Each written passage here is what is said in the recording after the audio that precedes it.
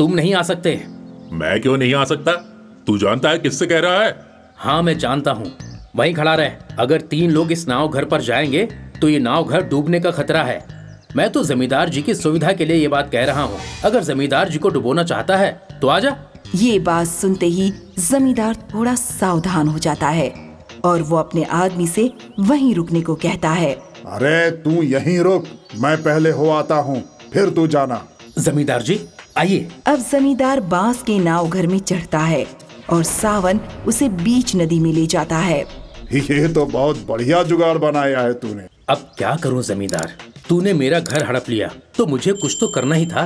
माफ करना सावन, मैंने तो वही किया जो मुझे करना चाहिए था। तेरा घर मेरी जमीन से जुड़ा हुआ था, इसलिए मैंने तेरा घर हड़प लिया। और मैं चाहूँ तो तेरा ये नाव भी हड़प सकता हूँ, लेकिन इसे तू ही रख। नहीं जमींदार, तू मेरी ये नाव घर नहीं हड़प सकता, बल्कि तू यहाँ बचेगा तब तो कुछ हड़पेगा ना।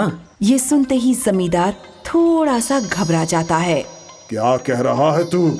अभी बताता हूँ। सावन एक बांस उठाता है और जमींदार को मारना शुरू कर देता है, जिस वजह से जमींदार बीच नदी में ही चिल्लाने लगता है। अरे पागल हो गया है क्या सावन? ये क्या कर रहा है तू? अरे मुझे बहुत तेज लग रही है। अरे अब तू बचेगा तब तो उस घर में रहेगा। अभी मैं तुझे मार कर तुझे यहीं इसी नदी में गिरा दूंगा। नहीं सावन, माफ कर दे, छोड़ दे मुझे। मैं तेरा घर वापस कर दूंगा और कभी तुझे परेशान नहीं करूंगा।